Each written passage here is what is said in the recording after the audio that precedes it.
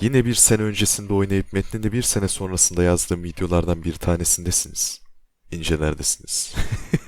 Buradan da ufak şakalı girelim videoya. Tabii ki bazı mekanikleri hatırlamak ve biraz video kaydı olması için. Çünkü video kaydım yok, almamıştım oynarken. Neyse. Yakın bir tarihte tekrardan oynadım. Lafı çok uzatmadan hikayeyle girişimi yapıyorum efendim. İyi seyirler dilerim. Batman nihayetinde Joker'i yakalayıp adalete teslim etmiştir. Fakat son girdiği ana kadar kendi gözleriyle görmek isteyip onu hapishane hücresine kadar takip eder. Sıkıntılı bir tip olan Joker'in son ana kadar bir şey yapabileceğinden korkuyordur çünkü. Özel hücresine kadar takip ettikten sonra bir şeyler ters gider. Elektrik düzeneği bulunan kapı bir anda Joker'in kaçması için yegane silah olur ve kaçar. Yardım eden kişi ona deliler gibi aşk besleyen Harley Quinn'dir. Batman durumu fark edene ve eyleme geçene kadar çoktan olan olmuştur ve bir sürü mahkum da hücrelerinden kaçmıştır. Peki Batman kaçan Joker ve yardımcısı Harley Quinn'i yakalayabilecek mi? Başına neler gelecek? Oynayarak buradan sonraki kısmı öğrenebilirsiniz. Yani hikayede aslında birkaç tane daha yan dal var ama onları da anlatırsam spoiler olabileceği için girmiyorum. Şunu söyleyeyim, Arkham Asylum verdiği konunun dışına fazla çıkan bir yapım değil. Çıksa bile hikayenin gidişatını yön vermek için çıkıyor ve bu yönden beğendim. Filler diyebileceğiniz şeyler bile aslında hikaye küçük nüanslar ekliyor ve hoşuma da gitti. Yani sonuçta süper kahraman hikayesi, çok fazla bir beklentiye girmemek lazım. Bazen felsefi ve edebi derinlik katabilen hikayeler çıkıyor ya da duyguyu gerçekten hissettirebiliyor hikayeler ama sonuçta bunların sayısı da az. Özellikle konu süper kahramanlar oldu mu? Karakterler gerçekten tanınan şekliyle oyuna yansıtılmış ve güzel olmuş. Hepsi ayrı birer hava katıyor ama çok fazla görünmedikleri için hikaye kısımlarına fazla etkileri oluyor mu? Hayır, olmuyor. Hikayeyi övmüş gibi görünsem de aslında hikayesiyle öne çıkan bir oyun değil Arkham Asylum. Daha çok mekanikleriyle ve akıcılığıyla öne çıkan bir oyun. Oralara geleceğim. Yani süper kahramanlarla da çok aram yok, onu söyleyebilirim.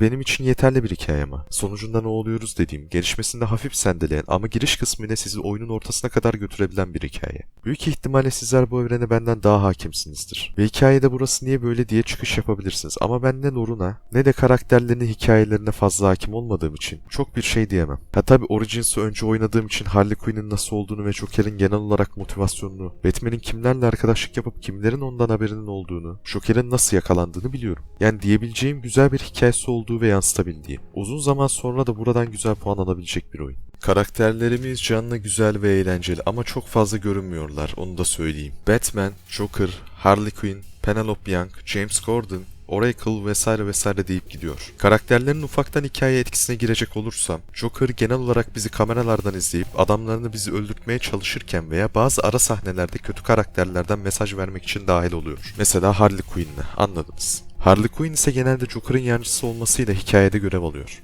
Yani Margaret Robbie gibi bir karakter beklemedim değil ama hatırladığım kadarıyla buradaki dış görünüşü çizgi romandaki halinden alıntı. Bu hal de fena değil, güzel, açıkçası beğendim. Zaten beğendiğim bir karakter ama beğenmemin sebebi herhangi bir güzelliğinden dolayı değil. Açıkçası kıyafetleri çok güzel seçilmiş. Eskiden doktor olması ve kafayı yedikten sonrasıyla orta yolu bulmuş. Azgın bir karakter değil de sanki Joker olan bağlılığını direkt kendi üzerinden göstermek istemiş gibi. Böyle olmasa bile sapık bellemiş olabilirim Harley Quinn.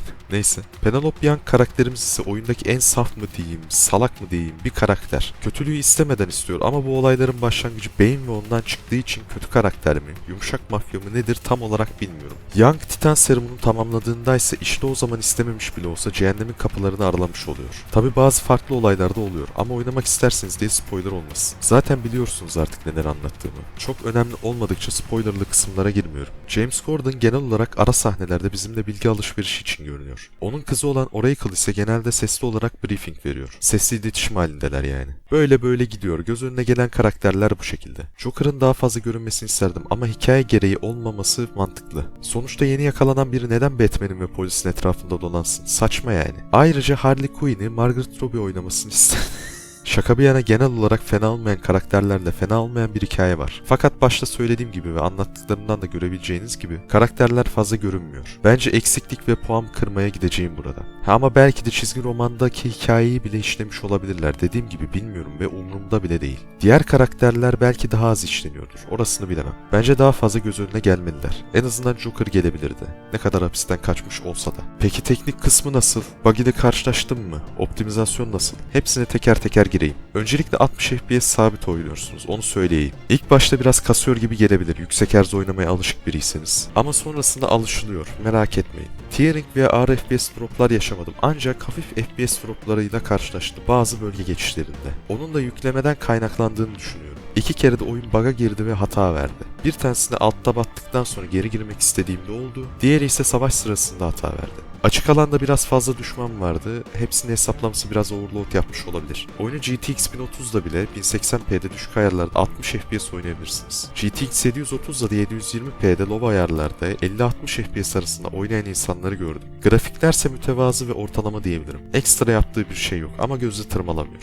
Arkham Asylum'un dünyası gotik tarzda ve kasvetli yaratılmış. Her yer siyah tonlarında, zaten akşam gece vakti oynuyorsunuz. Sokaklarda mahkumlar, serseriler cirit atıyor. Tekinsiz bir atmosfer yaratılmaya çalışılmış. Ha ne kadar işliyor peki? Bu soruyu genelde eski oyunlarda sormak biraz abes görünebilir. Neticede grafiksel olduğu için anlattığım kısım önem olarak büyük bir yüzdesi oraya gidiyor. Ama yine de döneminin üzerinde bir iş diyebilirim. Korku oyunu olmamasına rağmen tekinsiz havayı vermeyi iyi başarmış. Peki harita etkileşimi nasıl ve ne kadar esnek? Öncelikle menüsel olarak ele alırsam, esas görevleriniz, yan görevleriniz ve bazı challenge'lar bulunuyor. Bunu direkt olarak zaten haritada görebilmeniz çok güzel bir şey. Tabi farklı olarak bazı materyalleri veya ekstra içerikleri gidip kendiniz araştırmanız gerekiyor. Genel itibariyle de kolay ve kullanışlı bir harita yapmışlar. Peki genel olarak harita dizaynı nasıl? Açıkçası fena değil.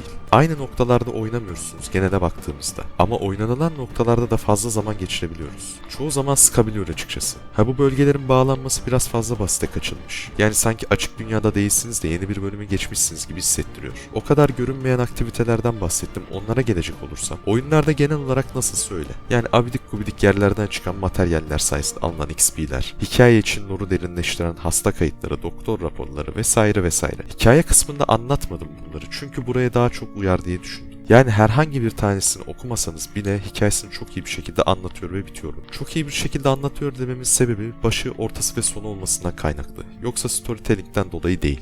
Rattler Challenge'ları böyle mi okunuyor bilmiyorum. İçlerinden en sinir bozucu olanlar. Dedektif görüşünüz sayesinde bulabildiğiniz bulmaca tarzı challenge'lar kendileri. Sonrasında Joker'ın şaka takma dişleri var, kırınca XP veren falan. Bu kadar yani, çok bir şey yok ama olan şeylerden de aşırı derecede fazla var. Peki harita dizaynı genel olarak oynanışa bir çeşitlilik sağlayabiliyor mu? Kesinlikle evet. Oyunda gizlilik sekansları olduğu için ve zorda oynuyor iseniz benim gibi, kesinlikle bazı yerleri, bazı harita noktalarını kullanmanız lazım. Bunu dedim diye sadece tek bir yerden düşmanları etkisiz hale getirdiğinizi düşünmeyin. Benim dediğim gizlilik anlamındaydı. İsterseniz havadan, isterseniz yerden, isterseniz uçarak, isterseniz geçitlerden. Yani bayağı bir şekilde gizlilikle rakiplerinizi etkisiz hale getirebilirsiniz. Bunları yaparken de koymak için koymamışlar, haritanın içine harmanlayabilmişler. Artık dillere pezevenk olmuş olan bu oyunu ilk defa Counter Attack'ı bu şekilde akıcı yapan ve oynanışa sırıtmayan bir şekilde yediren bir oyundur demeyeceğim. Herkes biliyor harbiden, şaka değil. Kendi gördüğüm kadarıyla ve deneyim ettiğim kadarıyla aktaracağım sizlere. Hareket mekaniği kısmında ham bir oyun. Serinin ilk oyunu olduğunu belli ediyor gerçekten de. Evet, herhangi bir sıkıntısı yok temelde ama biraz ham. Akıcılık sıkıntı değil, sadece ham. Mesela herhangi bir yere kanca atmak istediğinizde o kancanın gitmek istediği yeri spesifik olarak kendiniz ayarlayarak atmanız lazım. Yükseklikle alakası olmamasına rağmen. Yani X ekseninde hafif hareketlerle hareket edip noktasal olarak pozisyonunuzu ayarlamanız lazım diyeyim. Şuradan da örnek verebilirim. Herhangi iki farklı hareketi yapmaya çalıştığınızda bazen oyun fazla beklemenizi gerektirebiliyor. Yani mobil bir karakter yönetebiliyorsunuz ama bir nevi de çok fazla uçup kaçılmaması için görünmez bir stamina barınız var gibi düşünebilirsiniz. Peki dövüş mekaniği nasıl? Güzel. Burası ham değil gerçekten. Hatta neredeyse bastığınız tüm tuşları anında algılıyor. Bu demek değil ki herhangi bir anda animasyonunuzu cancellayıp başka bir animasyona girebilirsiniz. Öyle bir şey yok. Fakat mesela kombonuzu bitirirken veya yaparken gelen saldırıyı counterlayabilirsiniz. Bu da akıcılık konusunda bayağı bir artıyan katıyor. Peki saldırılar ve kombolar nasıl işliyor? Basit hatanız yegane saldırınız. Rakiplerden kaçınabilmek, dodge yapabilmek için zıplama tuşuna 2 kere basmanız gerekiyor. Bu dodge işi genelde bosslarda, bıçaklı rakiplerde ve elektrojoplu rakiplerde kullanılıyor. En azından ben öyle kullandım. Ekstradan kombolarınız için veya dayak yememek için perileme tuşu ve rakiplerinizi sersemletmek için bir tuş var. Tabi sersemletme bazen iş yapmıyor. Bu tuşta bazı tuşları kombine ederek karakterinizi geliştirerek açabileceğiniz takedownlar ve fırlatmalarda bulunuyor efendim. Özel bitirişler bulunuyor. Genel olarak kombonuzu çeşitlendirmek isterseniz de yancılarımız bulunuyor. Batrank, kanca, çevresel olarak saldırmak isterseniz ve bazı duvarları yıkmak isterseniz patlayıcı jel, bunlarla farklı farklı kombolar çıkarabilirsiniz. Mesela basit ataklarınızı rakibi bayıltıp arkasından gelen bıçaklı veya elektrojoplu rakibinizi kanca ile çekip onları sersemlettikten sonra Kendinize alan açıp onları dövüp bet renginizle de kombonuza devam edebilirsiniz. Özel takedown'ları açmanız için 8 combo yapmanız gerekiyor. Onu da geliştirerek 5 combo yapıyorsunuz vesaire vesaire. Yani combo barınızı düşürüyorsunuz. Farklı silahları açabilirsiniz. Bet renginizi 3'te atabilirsiniz ya da remote kontrol olarak da kullanabilirsiniz. Geliştirmeler de böyle ilerliyor. Ayrıca farklı eşyalarınızla objektifleri de çözüp geçebilirsiniz. Bunların dışında dedektif görüşü adı verilen özelliği kullanarak rakiplerinizi termal görüş sayesinde duvarların arkasından görüp arkasından yavaşça yaklaşıp etkisiz hale getirebilirsiniz veya farklı taktiğler kurabilirsiniz. Eğer bu görüş olmasaydı kesinlikle oyun oynanamaz hale gelirdi. Düşmanların yerini tespit edene kadar çok oyuncuyu kaybederdi fakat bu özellik ilaç gibi gelmiş. Oynanış elementleri tamam, güzel, çeşitli ve kullanışlı. Peki vuruş hissi ortalamanın altında. O da hızlı bir oynanış verebilmek için oyuncuya. Fakat vuruş hissini yok etmiş diyebilirim. Kurtarmaya çalışmışlar, son düşmana özel ara sahne girmesi, bazı vuruşlarda ağır çekim girmesi, özel takedownlar ama dediğim gibi temel kısımda his olmayınca çok fazla geçiremiyor oyuncuya. Pek beğenmedim ama olmaması da bu oyun üzerinde fazla bir fark yaratmaz diye düşünüyorum. Onun dışında rakipler genelde size normal bir şekilde davranıyor, olması gerektiği gibi. Fakat bazı durumlarda hafif bir pikseliniz görünse bile size direkt olarak nişan alıp ateş edebiliyorlar. Artık alışmış olabilirsiniz zor modda oyun oynadığım fakat şunu söylemem lazım. Eğer bir oyunun yapay zekasının zorluğunu oyunun olabileceği en zor modda mantıklı yapabiliyorsan işte o zaman çok iyi bir yapay zeka kodlamışsın demektir. Peki neden? Şundan dolayı. Herhangi bir anda oyuncu en terletecek mod oyunun en zor modu olduğu için oradaki zorluk yapay mı yoksa oyunun akışına yedirilebilmiş mi? Çok iyi bir şekilde anlaşılıyor. Mesela Crysis'in delta zorluğunda bir anda adamlar görünmezlikten çıktığınızda ve uzakta olmanıza rağmen sizi görüyor.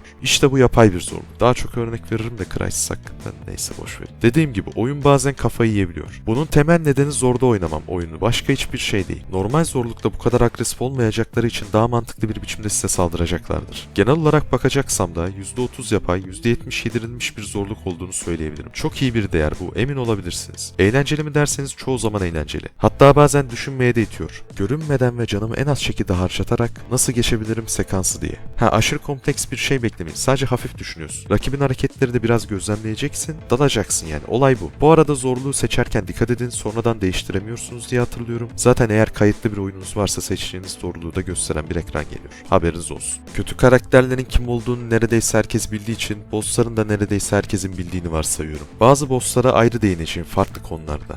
Victor ve Harley Quinn ile bir kere kapışıyorsunuz. Diğerleriyle birden fazla kez kapışıyoruz. Burada bir sıkıntı yok. Sıkıntı olan kısım Harley Quinn kısmı. Ulan boss savaşında bir kere bile mi Harley Quinn'le dövüşmüyorum? Nasıl olur bu? Onun yancılarıyla dövüşüyorum. En azından Harley Quinn'e son darbeyi vurayım. Quick time event olsun. Yok.